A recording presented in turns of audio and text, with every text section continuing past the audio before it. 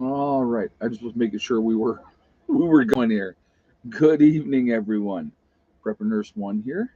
Nice to see everybody. We got Kathy's here, Sonia's in the house, JJ, Dale from Ohio, Janet. Oh, excuse me.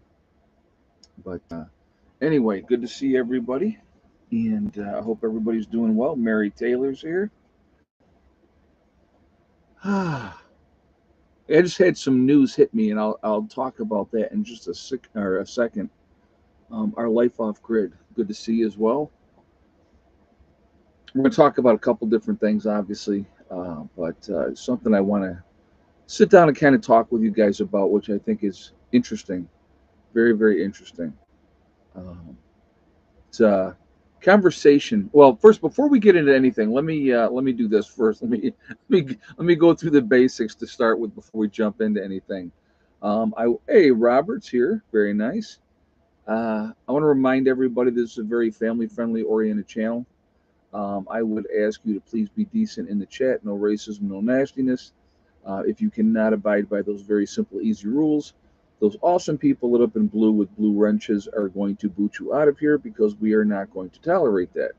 So, first of all, happy Valentine's Day to everybody. Um, to start with, I hope you guys got to spend your day with somebody that you love and you care about, which would be nice. But yeah, I had a conversation many, many, many, many years ago. My grandmother has been gone since 2002. Uh, she actually got to hold my twins, see them, and stuff like that. And those were her great grandchildren. So I actually have a picture of that. But when I remember, when I was younger, sitting with her, and grandma always would sit at the table, and even as a kid, um, I'd have like my milk and cookies, and she'd have her beer and her cigarette. And we were both voracious readers. We both loved to read, and so we would spend an evening. I would have my book, and she would have her book, and we didn't even really have to have conversations. We just sat there and both read and just enjoyed that company of doing that. But we did have different conversations through the years as well. And I remember my grandmother saying one time, she said, "Ed, getting older sucks."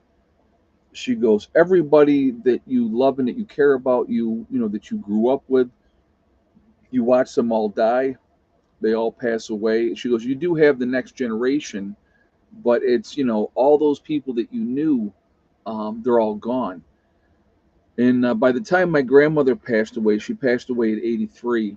Um, she was one of three of her sorority sisters left out of her sorority of like 25 women. And, and then, and the other thing she always said, used to tell me was, the older you get, the faster time goes. And man, she's not kidding about that one, And so, we just recently have lost a couple of people. There's a private chat that follows my channel. A lot of great people in the chat. I'm not I don't comment a lot, but I watch everything that everybody says. But we just had a couple people pass away out of that group of people, and it's amazing, through the years, the number of people that have followed the channel that are not here anymore. And I just saw some news of something, and I'm gonna share a story with you. I was working for an agency, and I did a lot of hospice back in the day. And they had one of the ladies that worked at the agency. She was like, she had come to me and she said, my father is dying. Um, he's a handful. We've gone through so many nurses because of problems and stuff like that. And she said, my son is living with him, so his grandson was staying with him. They like, the whole street was all family. So like their house was here, and then like one house down was where her father was and her son was living, and then like across the street was like another relative. So they like this whole street was all family. Okay, I just want to kind of put that into perspective. So anyway, this young man, when I went there, I was working there. His name was Sean. Okay, and Sean was troubled. He had his issues and stuff like that. And him and I had a lot of conversations. Well, first of all, me and the old guy got along great. His biggest thing was he wanted to smoke. Okay, and so he was on oxygen. And so, the concern was obviously on oxygen. You don't want them smoking with oxygen. So, what happened was they said, how do you feel about the whole thing? I'm like, listen, if the guy's dying and he wants a cigarette, I'm not going to tell him he can't have a cigarette. So, unfortunately, a lot of other nurses did not share my sentiments with that. So, basically, I held the lighter and I can't even remember what his name was, but when he wanted a cigarette, he would say, "Ed, I want a cigarette," and I'd say, "Okay, we'll take your oxygen off." So we take the oxygen off, we turn the tank off. I'd light a cigarette for him, and I would hold the lighter. We wouldn't give him the lighter, and so I'd let him have his cigarette. And it was funny because like my first couple days there taking care of him, well, he tested that. Okay, it was all everything was a test. So he would be like, "Hey, I want a cigarette." I'm like, "Yeah, cool, man, no problem." I'd give him a cigarette, and so him and I got along great. We got along absolutely fantastic, and I actually was with him until he passed away. And his daughter, who was a coworker of mine, she was like so happy because she's like, you know, um, that was awesome. Well, anyway, Sean, the grandson, uh, I can't remember how much younger than me he was. He was quite a bit younger. God, I gotta say, I would say 15 years younger than me. Okay, and so him and I talked. Now I'm ex-military, I'm ex-army, and I talked to him, and he was telling me about his issues that he was having with mom and dad and stuff like that. And we had talked about the military, and I said, "Yeah, have you ever thought about going in the military?" And he ended up going in the army. He did end up going in the army. Well, I just saw a post today, and I'm friends with him on Facebook, and he just passed away. Had some issues, and this kid, and to me, he's a kid, probably 45 years old. Maybe 50. No, I don't think he was even 50. I think he was that much younger. I'm trying to remember, but he was quite a bit younger. I knew that because he was like 18, 17, 18, or whatever it was at the time. So, but yeah, he just passed away, and I'm just like, it just those type of things really hits home for me, especially when they're younger, because I'm going, man, this is just. Do you have a plan if you get sick and have to be hospitalized? Absolutely not. No plan whatsoever, because I don't plan on being hospitalized and I don't plan on being sick. It happens. It does happen, but yeah, no, I. What do you mean a plan? What? I mean, if I get sick and I have to go into the hospital, I would go into the hospital, probably kicking and screaming. But anyway, yeah, it's just it's one of those situations that happen in life that yeah, I don't go to the hospital. Sick people are there. I'll tell you another story real quick here in just a second. Um, but anyway, this guy was not old in any stretch of the imagination, and now he's passed, and it's just like, and I saw him. God, I saw him. How many years ago was that now? I think I was still living in New York, and I had stopped out there, and visited and saw him, and but yeah, I couldn't. That's crazy. Tell me about it, Ed. I just had 4 funerals in the last 2 weeks of cousins younger than I am. And that's the weird part. That is the weird part. We have four of us that grew up together, my sister, myself, and I have two cousins. Terry's the oldest. He just turned 61 in January. Then there's my cousin Doug and myself. Doug will be 60 in April. I'll be 60 in June. And then my sister, she will be 59 in September. Becky. You guys know Becky. And so, we all grew up together. The four of us were all, because we were so close in age. Um, Ed, if I may ask, how did he pass without being disrespectful? I didn't. I'm not 100% sure. I believe it was a heart issue. He was way overweight. I know that he had gained a tremendous amount of weight, so I think that was part of the issue. And I don't know more details than that. I had saw a post, the post I saw like 4 or 5 days ago, that he was in the hospital and they were asking for prayers and all that type of stuff. And I saw that, and I didn't really follow up more on that. And then I saw the post today, just before, I mean, literally 5 minutes before I came on here, that his girlfriend had come on and was like, just to let everybody know that Sean passed away, and he was surrounded by his parents and his kids, and her were all there when he passed. So I don't know all the details of it, because, like I said, I saw it glancing and saw that he had passed, and I was like, man, this is crazy. But that's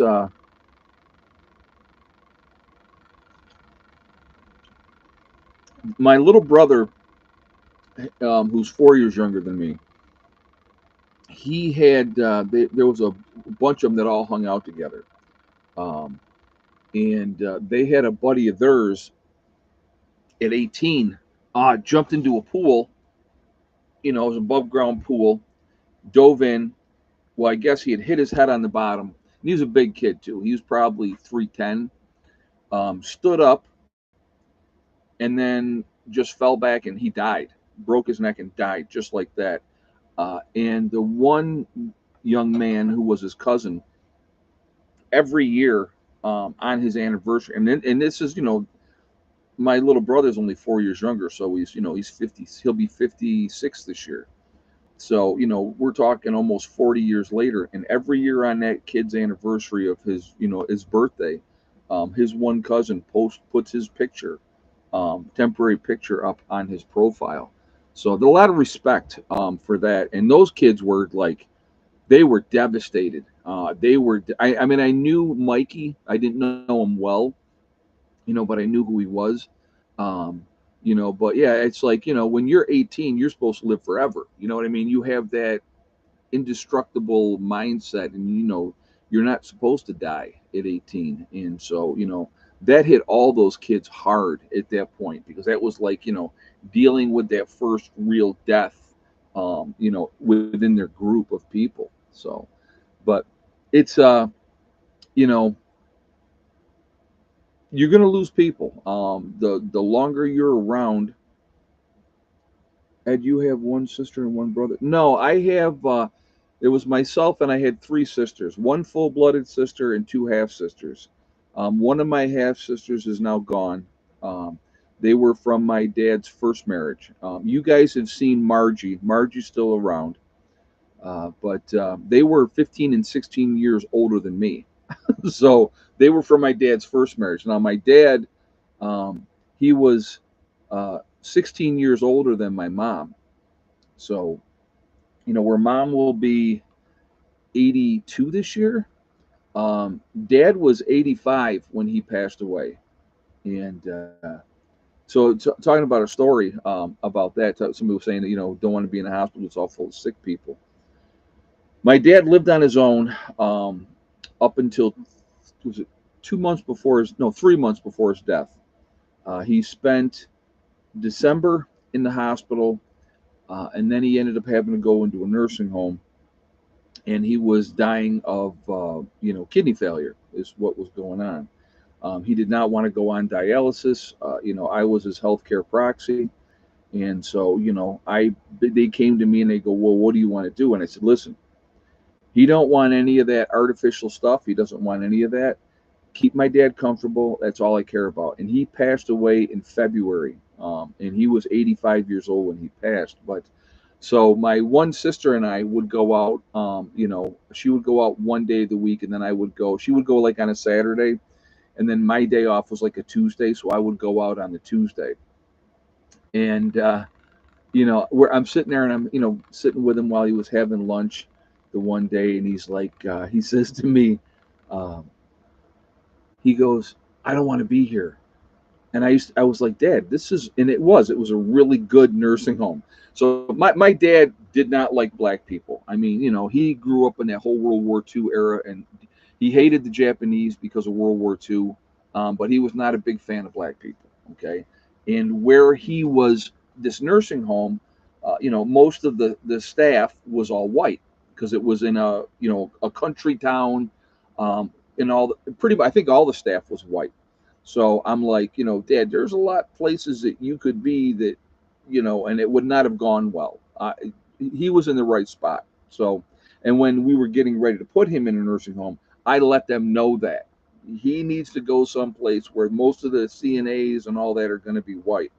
And that sounds terrible, but you got to know the people that you're dealing with. So anyway, he so he says to me, he goes, I don't want to be here. And I was like, well, Dad, this is a really nice nursing home, and stuff like that. He goes, yeah. He goes, but it's full of old people. And I never forgot that. And I laughed. And I looked at him and I go, well, what do you think you are? I mean, the guy's 85 years old and don't want to be there because it's full of old people. Just like, oh my God. Now, my dad never looked his age either. He always looked younger than he was, probably up until about 80. And then he started, when he started having health issues and stuff, he started really starting to show his age. But he worked a part-time job. He still lived on his own, had his own apartment, still drove up until 3 months before he died. So to me, that is quality of life. That's quality of life. If you're still able to function and do the things that you want to do, and all that, you're doing pretty good. And his mom, my grandmother, was like 92, um, when she passed away. So you just never know. Yeah, kidneys will definitely do you in pretty fast. Yep, yep. So, but yeah, it's called good time management. Well, here's the thing, as you guys know, anybody that's watched this channel for any length of time, I had my battle with cancer. All right, and I've talked about that, been very open about that. In my family, we die of two things: we die of old age, and we die of cancer. And when I was diagnosed with cancer, it really, I'll tell you, it will, for me. I sat down and I did a lot of reevaluation at that point in time. And you really do when you face some kind of an issue that's life and death. And, you know, it makes you evaluate things and you look at things a lot more clearer and you realize what's important and what's not important. And so that is, and it's like I said, it's good time management. Uh, what am I doing? What's my priorities? What's important? You know, I had a very rare form of skin cancer. It was a deep tissue cancer. It affects 1 in a million people. Um, and every given year, we got with 330 million Americans. So 330 people will get the kind of cancer that I had. Now, very, very fortunate. Like my cancer doctor told me, she said, if you had to pick a cancer, you pick the right one. 95 well, no, 98% cure rate, and in only 5% of people did the cancer metastasize, which means turned up somewhere else. And as of July, that'll be 10 years. So I every when I tell you guys that every day is a blessing, every day is a blessing. We have an opportunity to do something positive, affect somebody in a positive way. I'm always been a big believer. You treat people the way that you want to be treated. So that's that's a big thing for me. Because you don't know what kind of day somebody's having, you don't know what somebody's going through. So I think it's really important to just be decent to each other. And unfortunately, we do live in a society that is very, very me oriented, unfortunately. And so, but yeah, like I said, to me, life is a blessing. And like I said, it's how you deal with it. I never saw the movie The Bucket List until after my cancer diagnosis. Made a lot of sense. Dawn said, "Yeah, like I said, it really makes you look at things in a different way. It really does." And but I have a spot on my arm that needs to be looked at. It keeps getting bigger. Yeah, that would be something that you can't screw around with. Your health is definitely something that you can't screw around with. Like I said, I'm anti going to the doctors. Anybody that watches this channel knows that as well. When I get sick, I don't go to the doctors. I just deal with it and I get through it and all that type of stuff. But what happened in my case, um, I ended up having this lump on my back, and at first, I've had adult cystic acne my whole life. So at first I thought it was a zit. So I'm like trying to squeeze it. I'm like, reaching back and I'm squeezing it and it's not popping and it's getting bigger. And it had me concerned, especially with the family history. So I went to the doctor and he said, real quickly, they said, looks like a sebaceous cyst. So he said, but it's too big for me to deal with here in the office. We're going to have to send you to a specialist, a same day surgeon. And I went, okay. So I go see the same day surgeon. He says, yeah, I can't do it in the office. We're going to have to do a same day surgery. He goes, we'll go in, we'll take it out, and we'll run the pathologies on it, and we'll go from there. I'm like, okay. So I went, laid on the table, wide awake, and he cut it out, and it was an encapsulated mass like this, looked like an egg. Because I asked him, I said, I want to see it, because I'm laying there I'm on the table, and it was so funny too because I'm a diehard Yankee fan. He comes in with the head thing on, and it's Red Sox, and I'm like, oh, well, I don't know if I can let you, operate on me. I said, you being a Red Sox fan, and we joked. I mean, because that's just who I am. I'm gonna always joke about everything. And he says, well, I'll take good care of you, even though you're a Yankee fan and stuff. So, but anyway, so I saw this mass that, like I said, it looked like an egg. And so they said, well, we're going to run the pathologies on it. And I'm like, okay, great. And so I felt fantastic. Being, being honest with you, I felt after they took it out, I'm like, man, I feel fantastic. I feel great. So 2 weeks later, I had to go back to his office. And when I saw the look on his face, I was like, oh. And then when he told me, it's pretty devastating, honestly, pretty devastating. And, you know, like I said, especially with the family history. And the first person I called was my sister. And I'll never, it gets me a little emotional thinking about that conversation. Um, I call her up and I was like, I go, well, Beck, I go, I've always been unique, right? And then I just like broke down. I mean, I started crying, and she's like, Ed, what's going on? Um, I tried to email you again. It said you're getting too much email. That's weird. You're sending it to preppernurse1@yahoo.com, Deborah. But so then anyway, so then I told her what was going on, and but it's not a fun diagnosis to get no matter what, and so then I had to go try. I don't know. Try again. I don't know why you would be saying that, because if it's my email, I should be getting my email.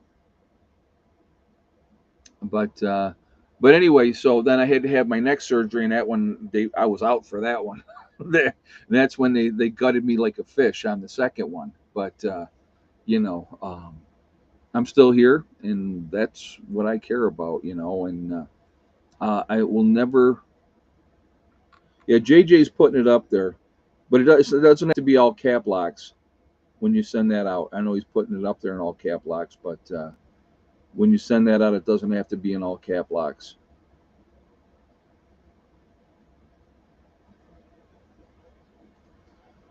But yeah, it's just like you say, you don't know. I'm a big believer in this. Okay, I believe that the day that you're born and we're on that journey to it. And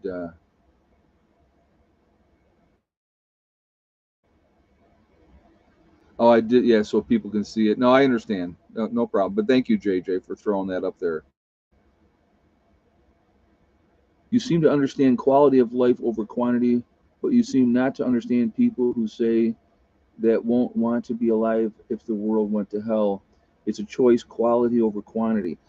Okay, Fort Smith, that I want to address that. That's a great. I like your statement, and I will tell you why I find when people say that if a true SHTF happened, that they would just quit. I just wouldn't want to be alive. Okay, what people don't understand, and yes, will some people decide to check out?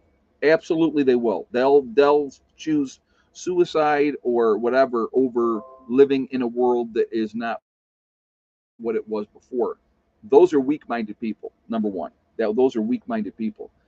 The will to live is so ingrained in every fiber of our being as a human being, that will to fight to live as long as we possibly can, that's just in every single one of us.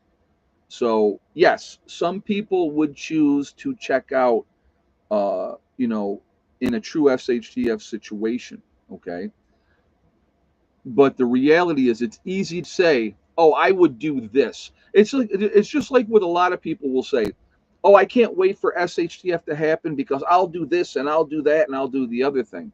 Folks, until it slaps us in the face, we can't say we can't say exactly what we would do, because realistically, unless you've had certain life experiences, you can't say what you would do. I'm going to give you a great example of something.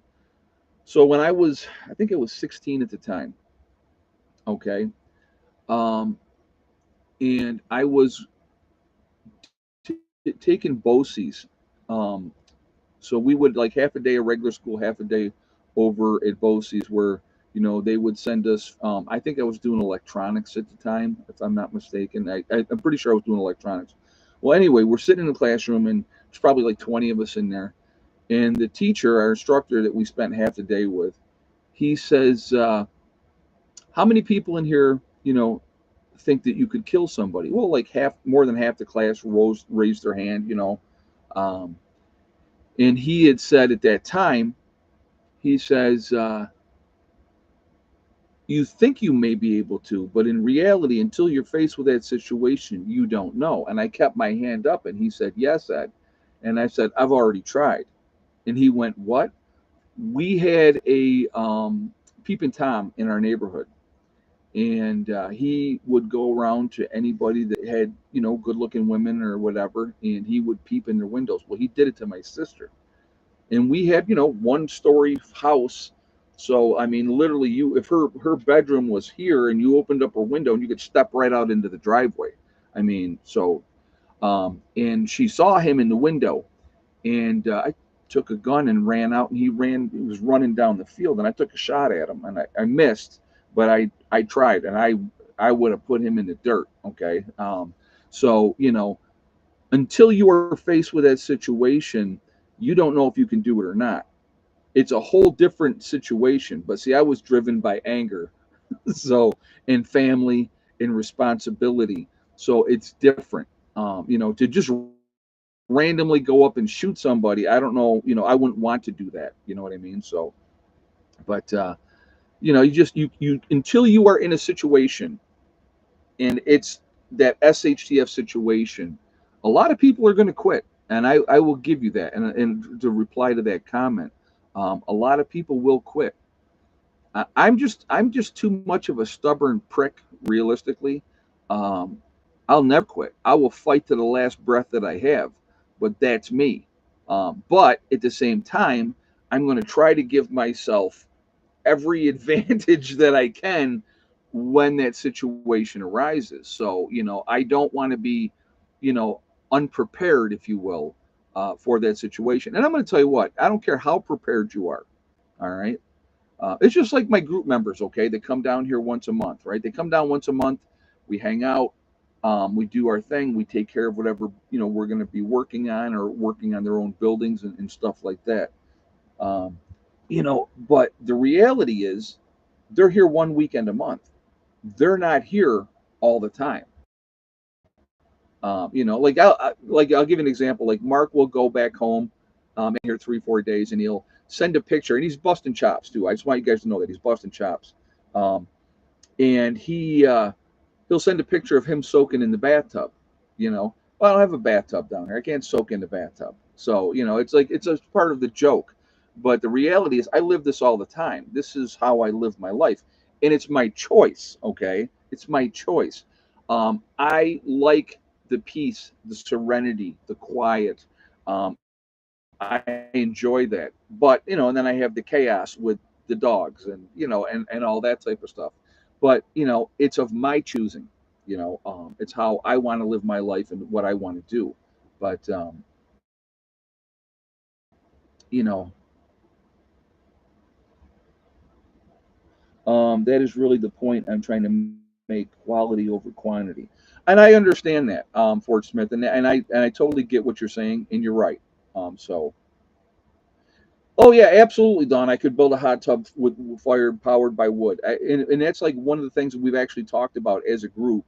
Getting like a hot tub and also like a sauna. So have a shower and then have an area where we could do a sauna. And then like I said, and a hot tub. That would be great. Uh, there are other priorities right now that's going to come over. Um, Thank you for responding in your opinion. Oh, no problem, brother. I got you. No, it's like, and I understand what the point that you're trying to make. But what I'm saying is, when people say that, right? When they say, "Well, I'll do this," you don't know what you would truly do until you're faced with that situation. So call me weird, but I love a hot bath. Oh, me too. I love a good soak. I did check on the bunker. I'll tell you what. I went back there and looked. There's probably 9 foot of water, in the bunker right now, and I kind of anticipated that because of the fact that we haven't done anything with it. We've had so much rain and stuff like that. But yeah, it's pretty much like 3 feet from the top. And it's been before, if you guys remember, that bunker has been full. That whole thing has been full, like during a spring rain. So right at the moment, I'm not going to do anything at the moment. We have the capability now. We got another pump down here that we can dump that water out of there really, really quickly. So, oh yeah, it holds water. That clay is unbelievable. That clay is absolutely unbelievable. But throw some trout in there and go fishing. That's funny. But you know, we there's things that we have to do that we got to take care of with that whole situation and what we're going to do. How will you stop the flooding in the bunker? Well, two things, Peter. For the first thing that we have to do, um, first thing we have to do is we're going to have to drill from the very bottom of the bunker. It's in the side of a hill. So here's the hill. Okay. So say the bunker is here in the hill, and we went down. What we got to do is go this way out, lower down the hill, and that'll just be a natural drain. That's going to drain it right out. Whatever water would get in there would drain right out. So that's how we're going to. Yeah, this clay is like cement. It's like concrete. We've had to dig through it with a jackhammer. It's been that hard. Uh, so anyway, so what? So the first thing we have to do before we do anything else in that bunker is drill out. It's probably going to be about 30 feet to drill out to get a drain in there. Once we have the drain in there, then we're going to put a concrete floor in the bottom, and then we're going to brick it up, or not brick, but concrete block it up, with on the outside of the block with a sealant, so that it seals everything in, and then that way, water won't get into it, won't seep in anymore, into the bunker, and because a lot of times what's happening is coming off of the hill, and it's just because of natural drainage is going down, so that's why we're getting a lot of water that way. So once we have that where we have it all built up and sealed, we should not get any drainage in the bunker. Now, if we still did, that's what the drainage hole would be for. Eventually, we're going to be drilling holes up as well for air holes, for air circulation. Listen, so somebody was like, with the bunker, well, it's going to take you years. I understand that. I said that from the very beginning. What are you going to do with the bunker? The bunker, what I primarily want the bunker for, and I want more than one way in and one way out of the bunker as well. Okay. So let me just put that. There will be more than one way to get out of that bunker once we get it where we want it to go. The bunker, what I want for is a couple things. Um, Once you're under the frost line, which is 3 feet, or well, depending on where you are in the country, like New York, the frost line's like 3 feet. Here, it's a little bit less. But once you're under the frost line, you're always going to be at a temperature of 58 degrees. So it's a perfect spot to store stuff, long-term storage, so that it's going to be dry, it's going to be temperature controlled, and all those type of stuff. So that's part of what I want to do. I also want to do an underground freezer underground as well, so without electricity, by the way. So there's a plan for that as well. But and then the third thing would be if we ever had some kind of major military situation, they could shoot up and blow up every one of the buildings above ground. Okay, that could happen. Okay, but if you're underground and you're under deep enough and you have it secure, they could drop bombs up on top, and or they can't even they wouldn't even be able to see where it was. Number one, but that and there's the safety in that, so they couldn't target it because they wouldn't know it was there, and you could be underground and be safe, and that so it's combination of a lot of different things. Excuse me. Is the reason that we want to get the bunker in there. But probably the biggest thing is storage, for right now. Being able to have ventilation. That's with the air as well. So the airflow, being able to bring fresh air in, getting rid of the carbon dioxide or carbon monoxide. We're breathing out. Not carbon monoxide, carbon dioxide. So, making sure that everything is good and that we're going to be able, when we're down there, we're not going to run into any issues. So, delayed fuses allow for bunker busting. Yeah, but they have to know exactly where it is. Um, you know, that you have to. We're not making it obvious that yeah, you can't have enough storage. There's the thing too. So if we get it, the hallway itself of the tunnel can be used for storage. So I want it wide enough that I could have 50-gallon barrels on both sides, but yet still be able to go through. You know what I mean? So that everything would be used. Well, ground penetrating radar, yeah, but I mean, they're going to be looking in the mountains of West Virginia for a small little encampment that has an underground bunker. I mean, but yes, if they wanted to find anybody, if they want to find something bad enough, but yeah, it's all clay. It's like a hard concrete cement packed clay. So, but yeah, like I said, it's going to be something that's going to take years, years and years and years. And like I said, I am absolutely okay with that.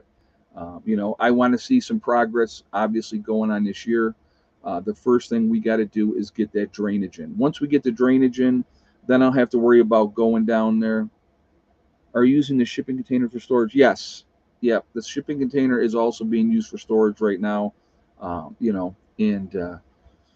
so like I said, it's just one of those things that we've been, dealing with, and there last falls there was other priorities that I felt that were more important to be working on than the bunker, and so that was what was happening last fall. But we're gonna get where we need to be. We're gonna continue to take care of what we need to take care of. Um, you know, When we were kids, we would dig tunnels in the hills in upstate New York. Oh, we did snow tunnels all the time in the wintertime, Peter, up in New York. Always did tunnels. So, but yeah, we did that constantly. That was just something that we just always did. You know, it was just fun. Love digging tunnels. So it's like part of it's like the kid in me, like this is fun, but it's a lot of work. But at the same time, it's also for me. That's why I went down 12 feet. Okay, I could dig into any one of these hills and make a root cellar. Wouldn't be that difficult. Okay, wouldn't be that difficult at all. But this I wanted it to be more of hidden. Realistically, that was the goal. So that's the goal. I wanted it to be in a spot that not a lot of people know where it's at, and so that's kind of what we've done. I've looked on my property. I've not found any caves on my property. I know there's a lot of caves around, but unfortunately there's none here. I thought that would be cool if there had been a cave. Yeah, because obviously that could be something. uh, I hear that burying a shipping container is a bad idea. Yeah, they're not structurally built to deal with all that pressure, um, from the dirt and stuff like that, and they have a lot of issues. People do. They have to reinforce it, and it just, yeah, I wouldn't do it that way. That's just me. I mean, anybody wants to, hey, have at it. You can do whatever you want to do, but I mean, there's that guy. I can't remember even what state he was in. He buried like school buses and stuff like that, and he had everything, underground, and his goal was to save kids. He said when SHTF happened, he would have this underground labyrinth, that would be there for saving kids, and he had like school buses and all kinds of stuff buried underground. But I just, like I said, for me, I have kind of a game plan of what I want to do. Oh, a cave at the waterfall would be awesome. Yeah, that would be really cool. The waterfalls, my goal is to stay out of the ground. That's funny. But again, think about this. If we were in a really true war, let's say if we were at war with another country, and they're flying planes over, right? Every building that's above ground is going to be a target. And, they may just rake them just for the fun of raking them, And I mean, when I say raking them, I mean shoot them up as they're flying by. That could happen. That's a reality. So if you have, um, things prepared underground, it just, like I said, it's about an advantage. I'm always looking for every advantage that I possibly can. That's kind of always been what my goal is. So, but I maximize every square inch of my basement. Well, my basement that I had in New York when I was living in Greece, New York, I mean, half of it was set up for my wife, and the other half was all my preps. And I had a lot of stuff then, and and then we got the other property and ended up with more and outbuildings, and things were full, and we had stuff everywhere. So that's part of what happens. I mean, you acquire stuff, and then the next thing you know, you got a lot of stuff.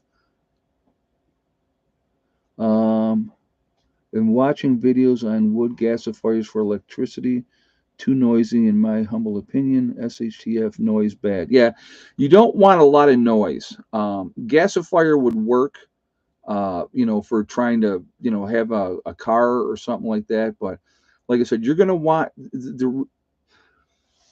the key in a true SHTF. Let's say, folks, it's the end of the world as we know it. It has happened, and here we are. Okay, you're going to want to go to ground, and keep a very low profile for 9 months to a year. Okay, and depending on the time of year when SHTF would happen, uh, you know, if it was, it wouldn't matter what time of year, but by the time you get through the first winter, okay, by the time you get through that first winter, there's going to be a whole lot less people around at that point in time. Even in your own group, if you have a group, even within your own group, you're going to lose people. People are going to pass. That's going to happen. Sickness is not going to take a day off. People are still going to get sick, and you got to be ready to deal with those type of situations as well. So, But yeah, it's just light discipline. JJ saying noise discipline. You're not going to want to draw attention to yourself. So, I mean, that's going to be an important thing, a really, really important thing. You don't want to be that beacon, out there.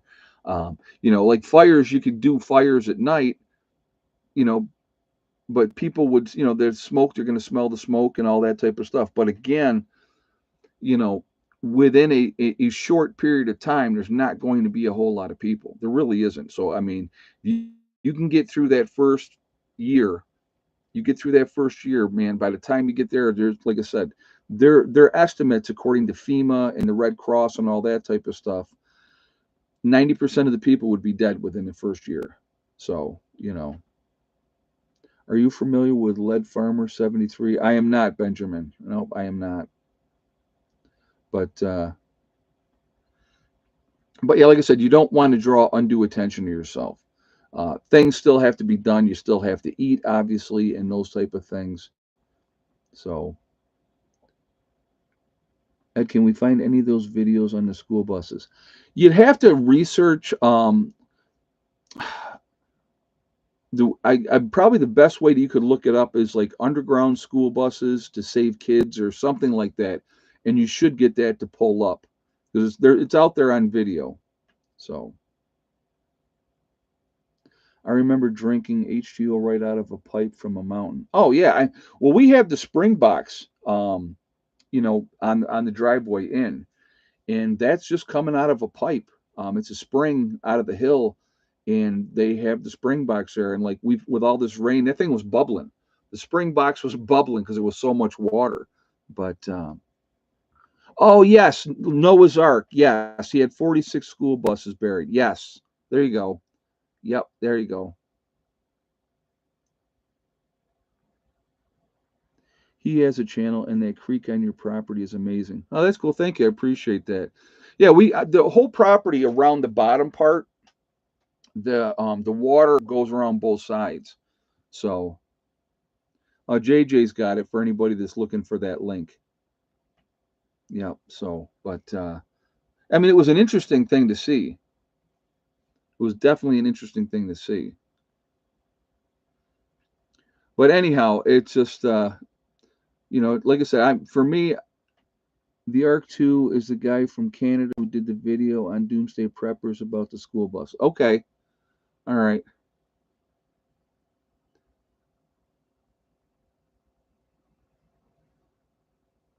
But yeah, it's just the biggest thing, like I've said to you guys a million times, if you try to give yourself any advantage that you can, anything that you do gives you an advantage as opposed to doing nothing. So if you have, a couple of months worth of food and water set aside, that gives you an opportunity to sit back and make plans. What are we going to do? How are we going to do it? Instead of being in panic mode from day one. A lot of people are going to be in panic mode from day one, and they're going to make stupid decisions. They're going to do stupid things, and it's going to cost them their life. Did you get a chance to get a deer in West Virginia this year? Benjamin, I haven't hunted since I was a kid. If I had to do it to survive, it would be different. I just choose not to. Oh, well, if you guys watched the earlier video from today, I did kind of give away the egg count because I went out and grabbed the eggs then. We ended up, I'll go ahead and just tell you because it was in the earlier video. There was actually three. We had three eggs today, and Miss Betty White did lay. So, but and when I did it, when I showed it on video, I'm like, well, I'm giving it away, and I got the live stream later. So I was like, that's kind of that kind of defeated that purpose. So I wasn't even thinking about the live stream. I was just like, oh, cool, three eggs. I was really happy for that. So I actually cooked up four and ate four eggs today. So that was a nice breakfast. So, especially when they're my own chickens and they're fresh eggs. So cannot beat that. So, and that's the most eggs I've had in months. So they have not, so hopefully they're going to start laying again here. I was talking to one of the other people in my group, and he said his chickens just started laying again. So Days are getting longer, which is nice, and it makes a difference about getting eggs and stuff like that. So very, very helpful. It definitely lets you know, that, again, in a true SHTF situation, you know, um, how long, you're not going to get eggs year round at the level that you normally would in the better weather. So let me see if that one. Hold on, let me look at something here real quick.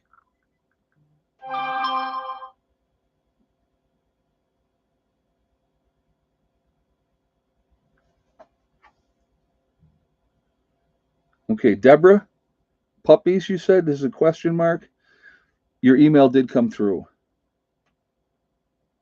Let's see what you put here. Oh, you just put question mark and puppies. Okay, so Deborah, if you're still watching, send me another email. Give me your phone number, and I will call you back. So, what do I feed my chickens? I give them regular meal, and then I give them cracked corn as well. So it's a combination of both. It's like 50-50 mix is what the way that I do it. And then then I give them scraps. I get down to the end of the bread. I give them the bread. If I have any greens, if from celery or whatever. Oh, okay, yep. All right, cool. Anything like that, any kind of leftover stuff, they'll get it. So that's what I do with them. So what do we got? 224 in the chat. We got 122 thumbs up. I haven't even asked for any so far yet today. So if you have not shot a thumbs up yet, please do so to show support for the channel. And thank you very much ahead of time for that. It really does make a huge difference with the algorithms. So I thank you for that reason as well. Let's see if we can hit 150 just for fun. Just why not? Um, Also, if you are not subscribed to the channel, I would ask you to please subscribe. Make sure you hit that bell icon to get all notifications as well. And I thank you for that reason as well. We're looking at tomorrow. We're looking at rain, I guess, all day is what they're calling for. So I'm hoping that it cleans off the rest of the hill on this side. I went out today, topped. I had two propane tanks that needed to be filled. I had one gas can that I needed to get filled, so I did that. Picked up a couple things that I needed or and wanted. Nothing major, I mean, but I was able to get out fine with no issues. I just can't come all the way down in because I don't know if I can get back up the hill because it's still icy. So. Hey, yet I had snow here today.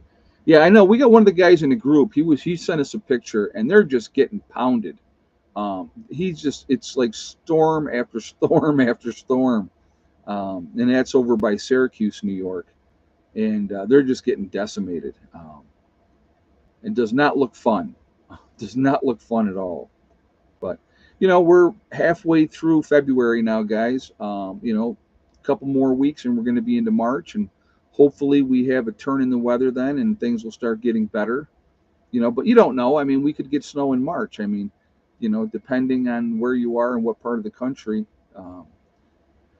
we just deal with what we are over 180 inches. Wow, Dawn, that's a lot of snow. Russia hit the Chernobyl reactor building with a drone. Did they really? Why would they do that?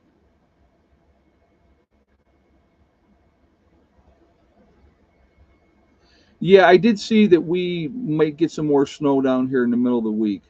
So, CJ, the prepping prepper, 45 minutes from Syracuse. Yeah, you guys are getting there. That whole area up there just gets really, really bad. Really, really, because it's coming off the lake, and it's just unfortunately the way it goes. I mean, it's just I don't miss like this year here. The amount of snow that we've had this year is combined. The last 2 years we did not have that much snow. So I mean, it happens. I mean, I realized that I still was going to get snow, and I realized that I'm higher elevation, so the chances of getting more snow is going to be there, and that's okay. I mean, that's just but the seasons here are not like New York. I mean, New York, you could end up realistically with almost 6 months of winter. That's just, that's just the way it goes. So, uh, but you are preparing for something that may not even ever happen in your lifetime. Not saying it won't ever happen, but you're not 18 anymore either. It's a lot of work for nothing, seems like. Okay, so I'm going to address that. And that's a great statement and a great question. But here's the reality of the way I look at that, okay? And I get your point. I'm not a spring chicken anymore. And it may or may not happen in my lifetime. I believe that it will. That's just my belief. But if I'm wrong, what have I lost? Is it all for nothing? I'm living what I consider an awesome life. I have peace. I live in an area that's beautiful. I get to see wildlife all the time, and and I enjoy it. So this is not like it's torture and it's horrible to live this lifestyle, and I'm doing it and it's drudgery. It's not. It's not. It's peace and it's serenity. Yeah, I know. I see you. But no, the greenhouse is not salvageable up in New York. No, not salvageable at all. So, unfortunately, that happens. Becky has already told Heather that she will help with the cleanup. Her and Rick will help with the cleanup, but they got to wait until you know the weather clears up so they can do that. So, exactly, Ed. A fun lifestyle, you make yourself is better all the way around. I wouldn't want to be the bees, as far as I know, are fine. I haven't checked on them recently, probably in about 3 weeks.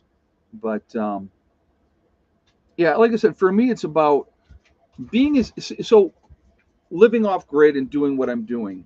It's about being as independent as I possibly can be and not relying on the system. So that's a big part of it for me. And I like that. I like that I don't get a gas and electric bill every month. And yeah, in the wintertime, do I end up having to run my generator more? Yes. Do I have to run gas more in the wintertime? Yes. But realistically, probably 9 months out of the year, I don't have to run the generator all the time. I mean, even now, there are days like today, we had the sun out today. I did not run the generator at all today because I didn't have to because we had the sunshine. And like when I got back, I checked the batteries then and they were at 100%. So, now tomorrow it's supposed to rain all day. So, most likely, yes, I will have to run the generator for a while tomorrow. But it's not like I have to run it all day. I run it for a couple hours, maybe, and then the max this time of year, if I have no sunshine, run the generator for like an hour and a half in the morning, and then maybe another hour and a half later in the afternoon. That's it, you know. So it's not like I have to run it all the time nonstop. So it is what it is. It's a choice that you make, and like I said, for me, it's about freedom. So nothing ever happens. I'm okay with that. I really am. And I got myself surrounded by a great group of people that I consider my second family, and we enjoy each other's company. And if nothing ever happens, well, they can come down here anytime that they want, and hang out, right? So they got a vacation coming up, and they go, "Hey, Ed, listen, I got a week of vacation. I want to come down and hang out at my cabin, and fart around and do stuff like that." I'd be like, "Yeah, do it, whatever. That's fine." So that's all part of it as well. So that's what I think a lot of people misconstrue. That, oh, we're just getting ready for the end of the world as we know it. I don't live my life like that. I live my life, but with a preparedness mindset. So, and yes, I choose to live this. And like I said, again, it's my choice and I love it. So, you know, is Thick Neck still around? Yes. When I was up in New York in November, Thick Neck was still kicking. So she's definitely a much older chicken now. And I think that she stopped laying as well. So I don't think she's even laying anymore, up in New York. The worst SHTF would be the electrical grid going down, which would cause mass panic. Oh, Alex, my biggest fear of a true SHTF situation is going to be a grid down situation. Absolutely. Absolutely a grid down situation. Won't shock me if it happens at all, because that, again, for the United States of America, that's our Achilles heel. If I am an enemy of the United States, I'm not attacking the United States. I'm attacking the power grid, and then I'm sitting back and watching us eat each other. That's what would happen. We'll fight over the resources that are here. We'll fight each other. So, you know, do people pay month to month or just buy in? They pay month to month, Peter. They pay month to month. There's no buy-in. But anyway, guys, what do we got? One more. I need one more thumbs up to hit that 150 or 149. So let me get one more thumbs up if you haven't done so already. But like I said, life is interesting. It really, really, truly is, and also life is what you make it. And I choose, and my choice, to enjoy it and not have it be a miserable existence. And so I feel very fortunate that I'm able to live the way I want to, and to have peace and stuff like that. So, really, really happy about that. So, anyway, guys, I am going to jump off. I hope you guys are having a great week so far. I will see you guys all on Friday at 8 o'clock on Friday for the next live stream. And right, today is Friday. Oh boy, the brain ain't working. Anyway, I'll see you guys on Sunday for the next live stream. Oh my God, it is Friday. Oh my God, it's too funny. So anyway, I'll see you guys on Sunday, 8 o'clock. Look forward to seeing everybody. Have a great night. Keep safe, guys. I will talk to you all later. You lose track of time sometimes. So have a great night. I will see you. Bye.